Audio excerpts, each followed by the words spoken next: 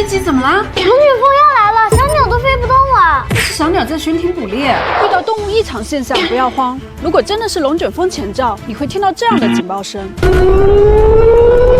这时候应立即远离窗户，头顶枕头或头盔躲在墙角的位置。另外还有这些能救命的特殊警报声，你们也一定要知道：一、地震警报；二、火灾警报；三、海啸警报；四、航空灾难警报。